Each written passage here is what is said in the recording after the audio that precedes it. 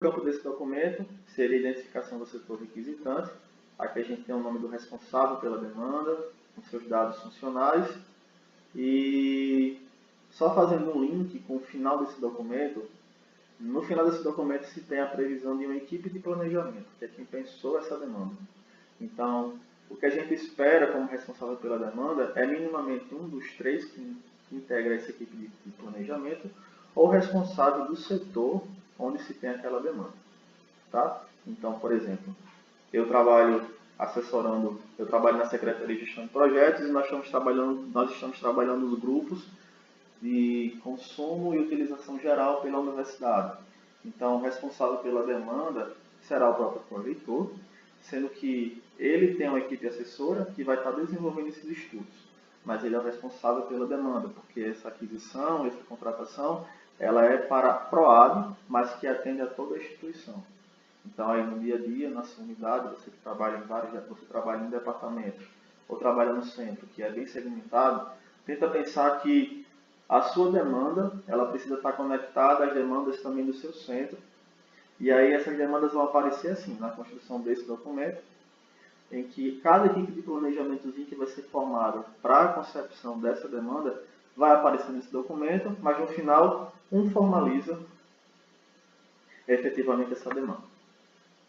Dando um pouco aqui mais uma avançada, o segundo item desse documento se chama Referências dos instrumentos de planejamento do órgão e entidade, e ele separa em dois tópicos, plano, objetivo e iniciativa, e a demanda. Já falei bastante de demanda aqui nesse documento, porque ele é o principal, digamos assim, elemento para esse primeiro processo de planejamento. E aí o que seria primeiro plano, objetivo e iniciativa? Todo mundo vai precisar recorrer aos documentos que ancoram o planejamento dessa universidade. Então temos alguns que já prevê algumas iniciativas. Adson, que documentos são esses? É o nosso próprio plano de desenvolvimento institucional, com suas metas. A gente também tem a própria missão institucional, que determina lá que a universidade tem como missão disseminar o conhecimento através de ensino, pesquisa e extensão. Então, a gente tem aí alguns instrumentos, como por exemplo a política pública, um edital de chamada pública, um TAR, que seria termo de ajustamento de conduta, ou seja, qual é o documento maior que eu posso me utilizar como sendo minha referência de planejamento. Claro, se isso houver no órgão. Para a universidade, a gente tem, de forma bem geral, o PDI. O PDI ele tem várias dimensões. É muito possível que a maioria das demandas que sejam hoje produzidas aqui dentro tenha uma conexão, tenha um alinhamento com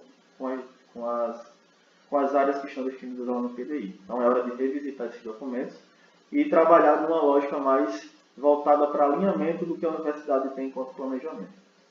Então, aqui eu coloco algumas respostas que já podem ser utilizadas, que é a ideia de se utilizar mesmo do PDI, né, de um planejamento estratégico local, caso a unidade tenha isso bem desenvolvido, é bem interessante que se coloque. E, mais geral, uma política pública, algum edital específico que a universidade esteja concorrendo, enfim. Isso é o que se espera como referência a instrumentos de planejamento do órgão e entidade. E no tópico 2.2, demanda, o que é que se espera enquanto resposta para a demanda? Demanda é aquela sua necessidade ou situação que vai ser sanada com o processo de contratação.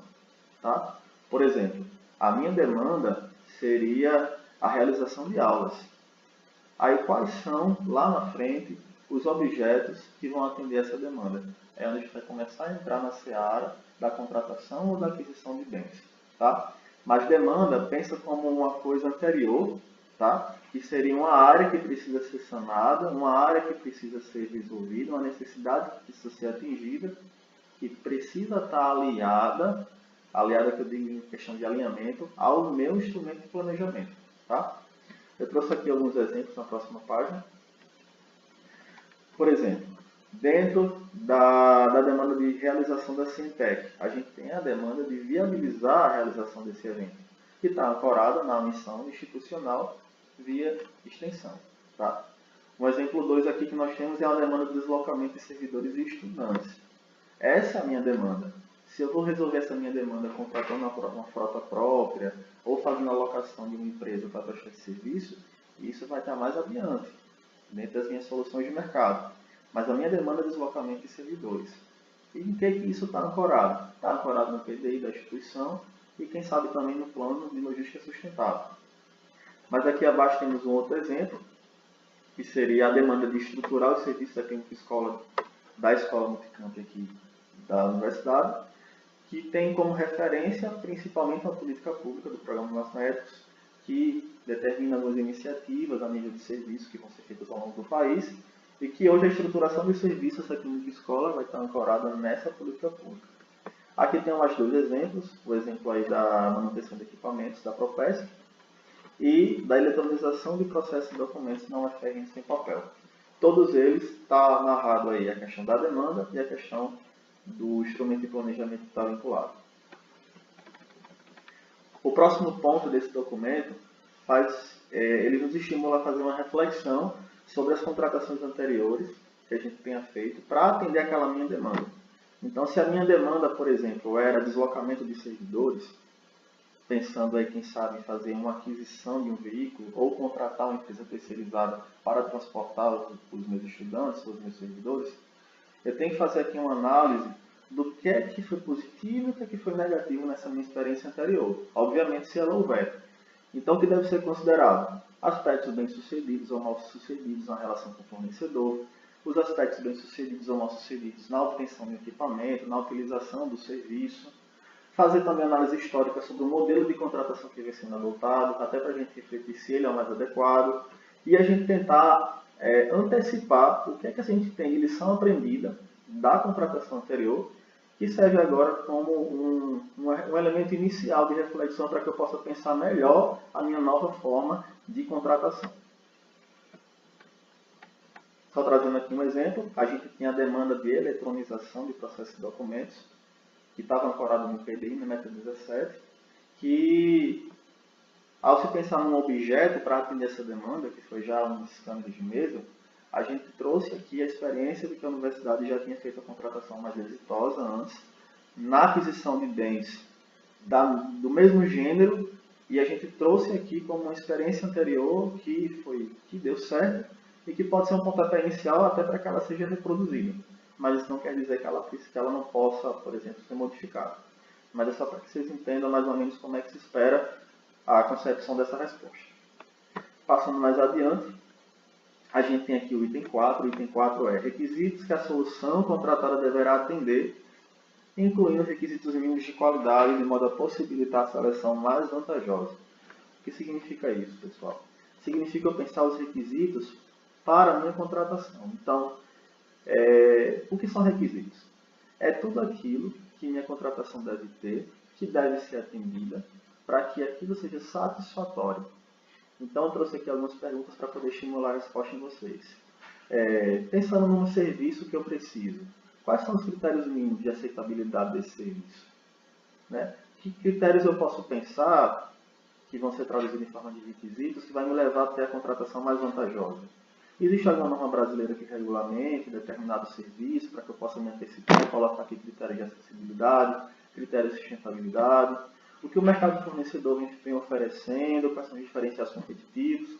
Aqui é o momento da gente começar a adiantar vários requisitos, eu diria até de maneira bem geral, sem a gente também exaurir nesse momento, porque uma etapa seguinte, o estudo técnico vai se preocupar mais com isso. Mas para que a gente possa já refletir sobre o que é que eu posso ter amanhã enquanto serviço, mas minimamente amparado por uma lista de critérios que vão conduzir, que vão dar indicadores se aquilo que a administração está contratando realmente está sendo a proposta mais vantajosa.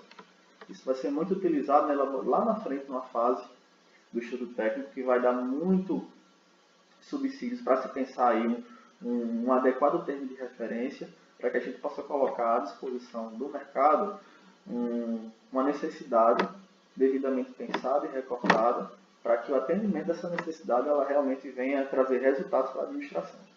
No caso aqui, para atender os objetivos da UFRN. Então, avançando mais adiante, a gente chega nesse primeiro quadro. Esse primeiro quadro, ele significa o levantamento de soluções que eu tenho para atender aquela minha demanda inicialmente pensada. Então, só voltando. Se a demanda inicial é deslocamento de servidores e de estudantes, quais são as soluções de mercado que existem para que eu possa atender essa demanda. Então, esse quadrinho aqui pensa, solução. Solução seria um conjunto de objetos, um conjunto de itens que atende àquela minha demanda. No caso aqui, uma solução não seria a aquisição. A aquisição do quê? De uma frota própria. E aqui eu teria, por exemplo, a necessidade de colocar os objetos. Seria ter o carro para poder transportar os servidores. Mas se eu compro o carro, também tem que ter os motoristas. Então, envolve a contratação de mão de obra. Um próximo objeto seria a questão do combustível para manter esse veículo. Um outro objeto seria a questão da manutenção, que tem que ser feita mensalmente, do seguro. Então, os objetos nada mais é do que partes, né, da minha solução para poder atender aquela minha demanda inicialmente pensada. Esse quadro ele pede basicamente para que você olhe para um cenário, que seria, por exemplo, a aquisição do bem ou a contratação de empresa terceirizada completa do bem, mas eu especifique aqui, por exemplo, também a análise de pontos fortes e pontos fracos, porque a partir desse cenário eu consigo ver realmente se essa minha proposta de solução ela é adequada, ela realmente ela atende à minha necessidade, ela se aplica, digamos assim. Com relação à coluna aqui de custo esperado, a gente não precisa se preocupar nesse momento em pegar orçamentos formais. A gente pode se voltar para o CIPAC. O nosso CIPAC ele tem um grande arsenal de informações, com preços já estipulados, mas não impede que a gente faça uma pesquisa prévia no mercado, nos portais de governo, como o Comprasnet, e veja o que é que o mercado fornecedor tem oferecido e a que custa. Então, por exemplo, um cenário 1 aqui, só voltando para o exemplo que está nessa tela, seria, por exemplo, cenário 1, seria a aquisição de todos os bens, tá? E eu colocaria quais seriam esses bens eles vão estar aqui sendo respondidos dentro de cada objeto. E no segundo momento eu faria um novo cenário, que seria a contratação de todos esses serviços por uma empresa terceirizada. E também colocaria aqui o custo relacionado a isso. Mais uma vez eu reforço a necessidade da gente especificar para cada proposta de cenário a gente ter os pontos fortes e pontos fracos daquela minha proposta. Porque só assim eu vou conseguir analisar criticamente quais são as minhas reais possibilidades em termos de custo, em termos de aderência mesmo à demanda institucional, em termos de, enfim, vou ter situações para fazer escolhas. E aí quando a gente está voltado apenas a repetir um modelo que já se faz, como por exemplo, sempre comprar e sempre executar isso com minha força interna de trabalho, talvez não seja a proposta mais vantajosa. A gente tem às vezes soluções de mercado que disponibilizam esse mesmo serviço a um custo interessante e com a qualidade que se espera, que eu pensei lá nos meus requisitos no item 4. Então a ideia é que a gente faça, a gente desenvolva pelo menos um ou dois, ou até mais quadros como esse, pensando os possíveis cenários que eu tento atender a minha demanda, seja via aquisição de todos os itens, seja via terceirização completa desses itens por empresa terceirizada, ou ainda mais de forma mista, parcialmente contratado pela própria universidade ou parcialmente terceirizado pela universidade. Por fim, dentro daqueles quadros que a gente acabou de tratar, eu preciso justificar qual é o tipo de solução almejada, né? Aquilo que realmente responde à minha demanda inicialmente estabelecida. Então, devo considerar alguns fatores, como, por exemplo, o custo.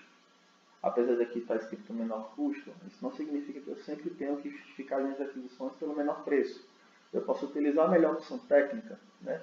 Eu posso utilizar aí uma referência com relação à vinculação de contratações que estão em andamento, que podem me ajudar a responder melhor essa demanda.